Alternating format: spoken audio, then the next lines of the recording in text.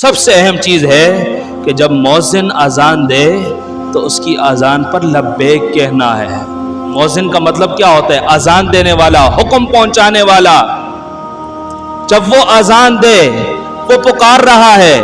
بلکہ حضرت سعید بن جبیر بیان کرتے ہیں کہ میں حضرت اکرمہ سے، حضرت میمون بن مہران اور حضرت ابو العالیہ رضی اللہ عنہ، یہ سارے حضرت عبداللہ بن عباس جو رشتے میں آپ کے چچا ہیں، حضور کے چچا ہیں، ان کے پاس طائف کے مقام پر گئے اور کہتے ہیں کہ جب اذان کی آواز کا وقت آیا، جب اذان ہوئی طائف کے مقام پر، ہم وہی موجود تھے۔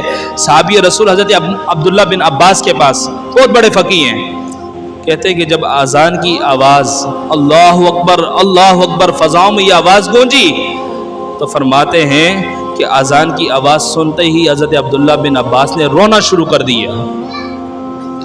ان کے رونے نے ہمیں بھی رلا دیا۔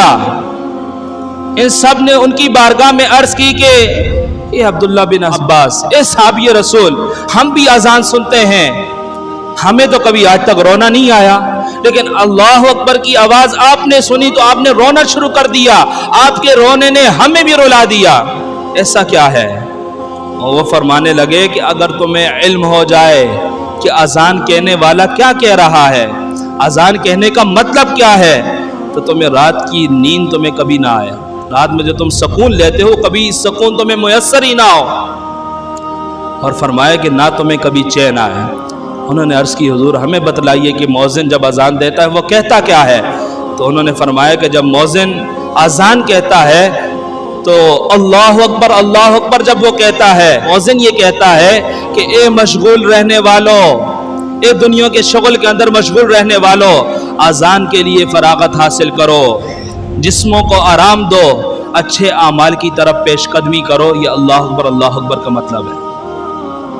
اور جب مؤذن کہتا ہے اشہد اللہ الہ الا اللہ، تو وہ ساتھ میں یہ کہہ رہا ہوتا ہے کہ آسمانوں اور زمین کی ساری مخلوق کو گواہ بناتا ہوں کہ میں میدان حشر میں تم ساری مخلوقات اللہ کے حضور یہ گواہی دو کہ مجھے جو بلائی کا پیغام پہنچانے کا حکم ملا تھا، میں نے بلائی کا پیغام ان تک پہنچا دیا ہے۔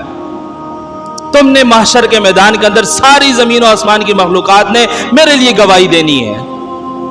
اور اشہد ان محمد رسول اللہ جب کہا جاتا ہے تو گویا کہ مؤذن کہتا ہے کہ میرے لیے گواہی دیں گے تمام انبیاء، اور بالخصوص حضور نبی کریم صلی اللہ تعالی علیہ وسلم گواہی دیں گے کہ میں ہر روز 5 مرتبہ اللہ کا حکم ان مخلوقوں تک پہنچا دیتا ہوں، انسانوں تک پہنچا دیتا ہوں۔ پھر آگے فرماتے ہیں حضرت عبداللہ بن عباس، حی علی الصلاۃ کا مطلب یہ ہے گویا وہ کہتا ہے کہ تمہارے لیے دین اسلام کو اللہ تبارک و تعالیٰ نے قائم فرمایا ہے، تم احکام دین پر عمل پیرا ہو کر اس نماز کو قائم کرو۔ حی علی الفلاح کا مطلب گویا وہ کہتا ہے کہ لوگوں رحمت الہیہ کے سمندر میں غوطہ زن ہو جاؤ اور ہدایت سے اپنا حصہ وصول کر لو۔ اور اللہ اکبر جب دوبارہ کہتا ہے اور لا الہ الا اللہ کہتا ہے تو گویا وہ کہہ رہا ہوتا ہے کہ ہر قسم کے ناجائز کاموں کو چھوڑ دو، سب سے پہلے نماز کی طرف آ جاؤ۔ لا الہ الا اللہ کی صدا بلند کرتے وہ یہ کہتا ہے کہ جو عہد، جو بوجھ اللہ تبارک و تعالیٰ نے تم پر پیش کیا گیا، جو امانت رب نے تمہیں پیش کی، اگر تم اس امانت کا بوجھ اٹھا سکتے ہو تو رب کی بارگاہ میں آ جاؤ، ورنہ اس امانت کو چھوڑ دو اور رب تعالیٰ کی بارگاہ سے اس عہدے سے بری الذمہ ہو جاؤ۔ میرے دوستو، بزرگوں، کبھی ہم نے سوچا کہ رب تعالیٰ کا یہ جو پیغام ہم تک پہنچتا ہے گویا کہ یہ کتنے سارے پیغامات اپنے ساتھ لاتا ہے؟ اگر ہم نے غور کیا ہوتا تو یقیناً یہ ہدایت ہمارا مقدر ہوتی اور ہم سیدھی اور درست راہ کی طرف رہنمائی حاصل کر لیتے۔ اللہ تعالیٰ سے دعا ہے اس پر ہم سب کو عمل کی توفیق عطا فرمائے۔